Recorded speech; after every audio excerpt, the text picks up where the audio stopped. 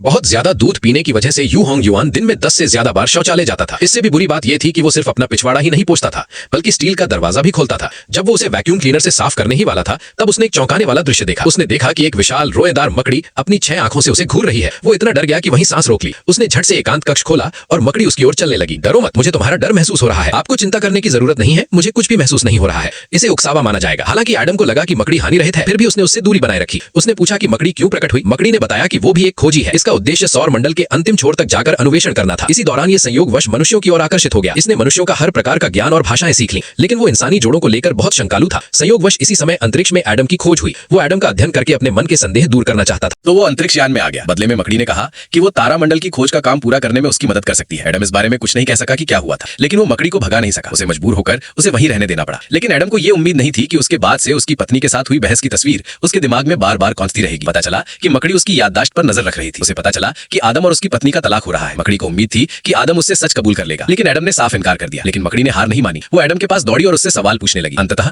Adam के पास खुद को बेडरूम में बंद करने और मकड़ी से बचने के अलावा कोई चारा नहीं था। वो बस शांत होना चाहता था। लेकिन तभी एक कान फाड़ देने वाला शोर हुआ। पता चला कि मकड़ी ने टॉयलेट का फ्लश खोल दिया था। एडम ने मकड़ी को चेतावनी दी। बेडरूम और टॉयलेट उसकी निजी जगह थी, उसे अंदर जाने की अनुमति नहीं थी। मकड़ी ने शिकायत की कि उस पर बहुत सारे नियम हैं। शायद यही उसके अकेलेपन का कारण भी था। एडम दंग रह गया। उसे पहले इस समस्या का एहसास भी नहीं था, लेकिन एक आदमी और एक मकड़ी के लगातार संपर्क में रहने के कारण एडम को मकड़ी की उत्पत्ति के बारे में जानने की जिज्ञासा भी होने लगी। उसने चॉकलेट सॉस का एक डिब्बा निकाला और दूसरे व्यक्ति को खाने के लिए एक चम्मच भर गया। उस गाढ़े और स्वादिष्ट स्वाद ने मकड़ी को उसके गृहनगर की याद दिला दी। उसने अपना छोटा हाथ चाटना नहीं भूला। एडम को यह जानने की उत्सुकता थी कि मकड़ी का मूल निवास स्थान कहाँ है, लेकिन मकड़ी ने गहरी आवाज में कहा कि उसके मूल निवास स्थान पर गैलापेगोस नामक परग्रही जीवों का कब्जा हो गया था। उन्होंने पूरी जनजाति को खा लिया। केवल वही उस ब्लैक होल से बच निकला। एडम ने मकड़ी को दया भरी नजरों से देखा। उसकी पत्नी, जिसने गर्भावस्था को त्याग दिया था, अंतरिक्ष में आ गई थी। मकड़ी भी अंतरिक्ष में अकेली तैर रही थी। उसे उम्मीद नहीं थी कि उनका भी ऐसा ही दुखद सामना होगा। भोजन के दौरान वे एक आदमी और एक मकड़ी के करीब आ गए। वे बातें करने लगे। एडम को यह जानने की उत्सुकता थी कि बैंगनी रंग के तारों भरे आकाश में क्या है। मकड़ी ने समझाया कि उसमें कई रहस्य छिपे हैं। ये ब्रह्मांड की उत्पत्ति थी। सुंदर और रहस्यमय तारों भरे आकाश को देखते हुए आदम को अपनी पत्नी के साथ अपनी पहली मुलाकात याद आ गई। उस समय वे दोनों एक साथ कितने प्यारे लगते थे, लेकिन शादी के बाद जीवन अस्त व्यस्त हो गया। उसने अपनी पत्नी के विरोध को अनदेखा कर दिया और अंतरिक्ष में जाने पर अड़ा रहा। मकड़ी इस बात से हैरान थी कि आदम ने धरती पर उसका सम्मान क्यों नहीं किया। इसके बजाय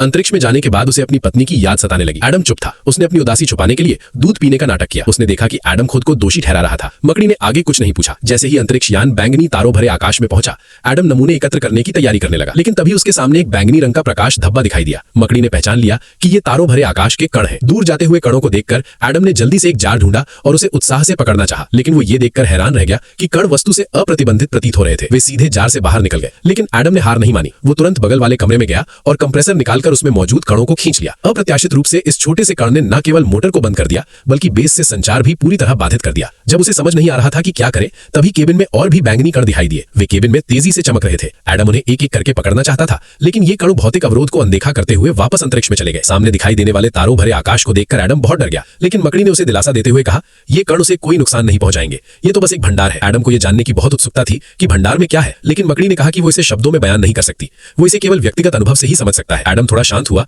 तभी मकड़ी के सवाल ने एडम को बहुत गुस्सा दिला दिया। तुम्हारी पत्नी के लिए गर्भावस्था समस्या क्यों है? एडम इस विषय पर बात नहीं करना चाहता था, लेकिन मकड़ी ने एडम की यादों में गहराई तक छानबीन की। पता चला कि उसकी पत्नी के 2 गर्भपात हो चुके हैं और अंतरिक्ष यात्री की परीक्षा पास करने के लिए एडम अपनी पत्नी के साथ तब नहीं रहा जब उसे उसकी सबसे ज्यादा जरूरत थी। अब उनकी पत्नी तीसरी बार गर्भवती है, लेकिन एडम फिर भी बिना किसी हिचकिचाहट के अंतरिक्ष में चले गए। दुखी पत्नी को सब कुछ अकेले ही सहना पड़ा। पत्नी ने देखा कि आदम के पास केवल अपने ही सपने थे और ब्रह्मांड की खोज उसके लिए सच्ची थी। अंततः उसने आदम को छोड़ने का निश्चय कर लिया।